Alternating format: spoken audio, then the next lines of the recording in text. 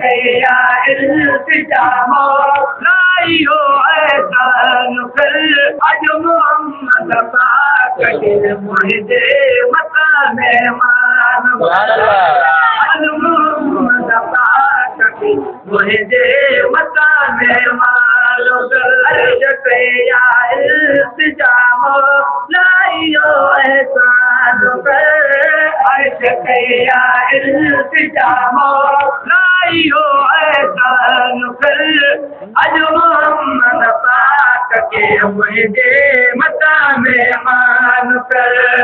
अज मोहम्मद पाक के मुझे मकाम मेहमान कर अर्ज के बाद में मुल्क बेट की मुझी जगे रोज तो कदम शरीफ जाम दावत हो रहे वर्ष के भाग में फलन सा बेट की मुझी जगे रोज तो कदम शरीफ जाम दावत हो रहे रोज तो कदम शरीफ जाम दावत हो रहे मोरे अचे पाए करियो फरमान कर अज खड़ी मोरे अचे पाए करियो फरमान कर अज मोहम्मद पाक के मुझे मता मेहमान अज मोहम्मद पाक के मुझे मता मेहमान कर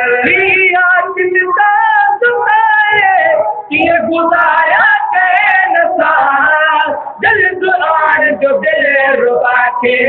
पर के नाले नसाजिन का बताए ये गुजारा जल्द आन जो दिल रुबा के पर के नाले नसा जल्द आन जो दिल रुबा के पर के नाले नसार कदम में जोड़ यारे मुझे भी मान कर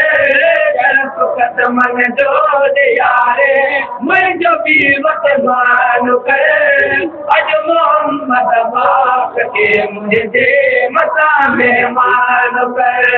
अज मोहम्मद पाक के मुझे मता मेहमान अर्ज किया इल्तिजाम लाइयो एहसान कर अर्ज किया इल्तिजाम लाइयो एहसान कर अज मोहम्मद पाक के मुझे मता मेहमान कर अज मोहम्मद पाक के मुझे मता मेहमान कर वही कुदरत का गरीब तारो आए तो सके पर जो जिस्मानी कलाना यारो आने तो सके ओ पंच कुदरत का गरीब तारो आने तो सके पर जो जिस्मानी कलाना यारो आने तो सके पर जो जिस्मानी कलाना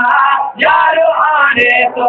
सके आगे पहजो नूमत क्या कुर्ब आली शान के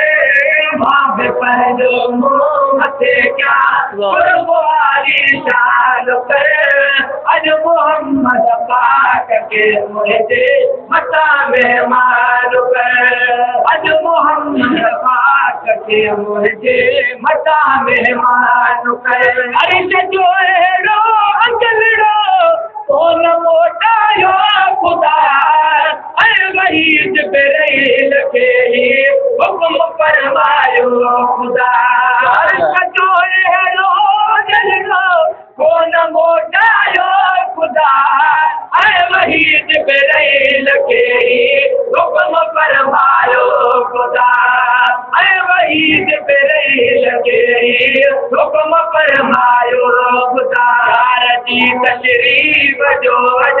अर्ज से ऐलान कर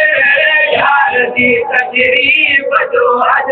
अर्ज से ऐलान कर अज मोहम्मद पाक के मुझे मता मेहमान कर अज मोहम्मद पाक के मुझे मता मेहमान अर्ज कया इल्तिजा मौला इहो एहसान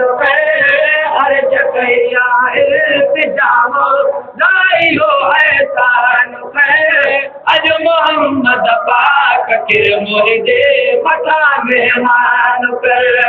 अज मोहम्मद पाक के मुझे मथा मेहमान